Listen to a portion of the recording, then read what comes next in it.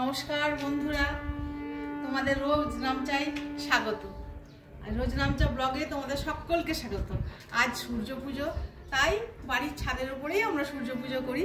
তাই একটুখানি আয়োজন করে সূর্যদেবকে জাস্ট একটু ধুনুচি, ধূপ, সিঁদুর, প্রদীপ দেখানো।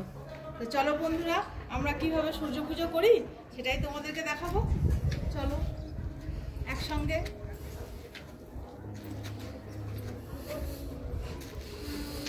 ওই যে দেখো সূর্যদেবকে দেখা যাচ্ছে, আর একটু পরেই উনি পাটে বসে পড়বেন। তার আগে আমরা ওনাকে একটু ধূপ, প্রদীপ, ফল দিয়ে একটু নমস্কার জানাই। চলো তোমরা।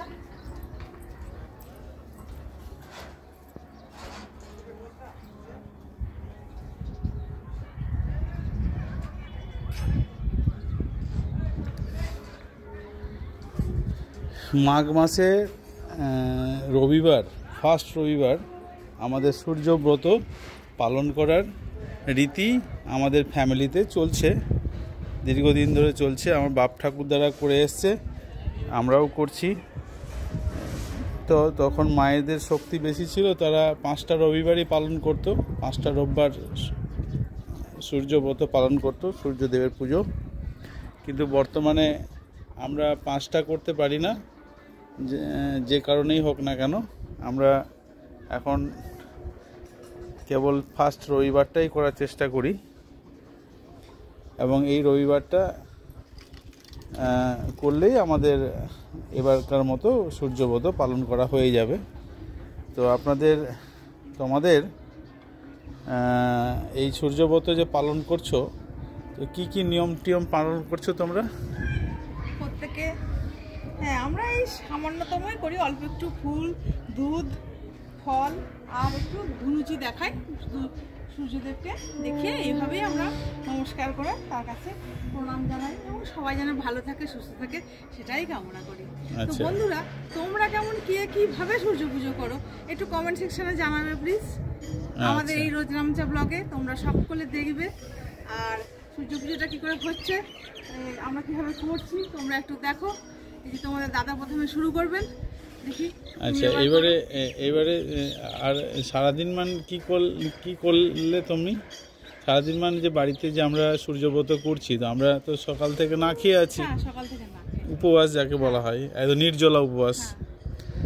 এবং সূর্য অস্ত চলে যাওয়ার পরে আমরা হালকা আহার করব, তবে সেটা কোনো রকম আমিষ নয়, ভাত নয়, হ্যাঁ, জাস্ট দুধ, রুটি আমরা সাধারণত খাই।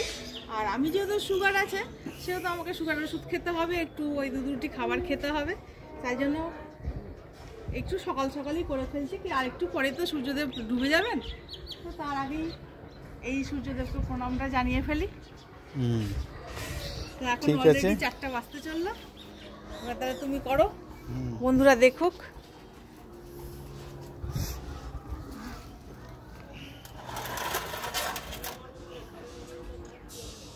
ধূপকাঠি জ্বালানোর মতো পরিস্থিতি নেই ছাদে, ওইখানে জ্বালাও, ওই কোণাতে। তবু চেষ্টা করছি। প্রদীপটাও নিয়ে যাও, ওই কোণাতে জ্বালাও। আমি ধুনুচিটা নিয়ে আসি। চলুন বন্ধুরা আমার সঙ্গে সঙ্গে ধুনুচিটা আনতে। জানি না ধুনুচিটা কতটা জ্বালাতে পেরেছি, কারণ প্রচণ্ড বাতাস বইছে, তারপরেও চেষ্টা করছি ধুনুচিটা জ্বালানোর। খুব বাতাস। আমরা এই ধুনুচিটা নিয়ে আসছি। দেখুন তোমার দাদাকে কোণার মধ্যে গিয়ে একটু প্রদীপ, ধূপকাঠি জ্বালানোর চেষ্টা করছে।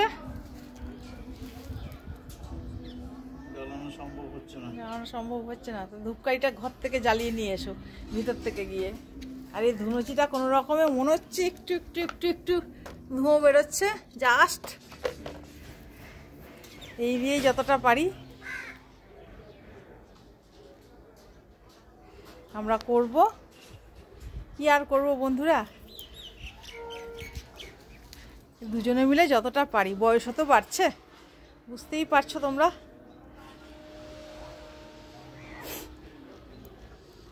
জ্বালাতে পারলে হ্যাঁ, চেষ্টা করো। তা আমাদের জন্য দুধ আছে, গঙ্গা জল আছে, আর আমাদের একটু তিল জব লাগে, সিঁদুর লাগে, এগুলোই আমরা দিই। প্রদীপ জ্বালানো গেল না, প্রদীপ জ্বালানো গেল না যেহেতু প্রচন্ড বাতাস। যাই হোক, ধুনুচিটা কোনো রকমের টিমটিম করে জ্বলছে, ওটা দিয়েই করো। দাও, সিঁদুর দাও আর তিল জব দাও, ওই যে ঘন্টা আছে, শাঁখটা আমায় দাও, আমি বাজাই।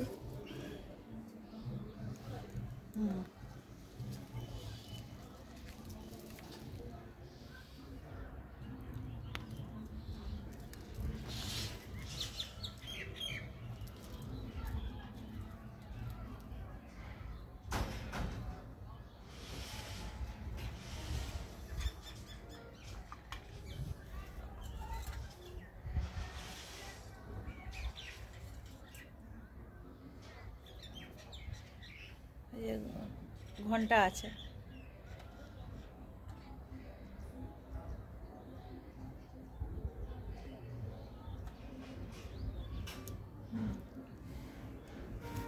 ফুল দাও, ঘন্টাটা বাজাও।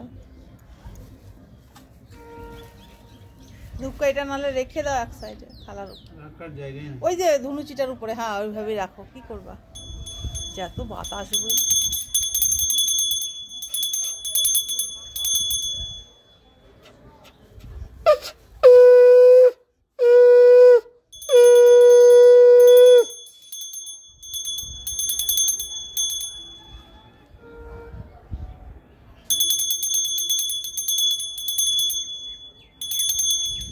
তাহলে বন্ধুরা আমরা পুজো শেষ করি। হ্যাঁ, তাহলে কি আমরা আমাদের ভিডিওটা কি এখানে বন্ধ রাখি নাকি পরের পার্টে আবার হবে? হ্যাঁ বন্ধুরা, আমরা পুজোটা করে নিই, তারপর তোমাদের সঙ্গে আবার দেখা হচ্ছে।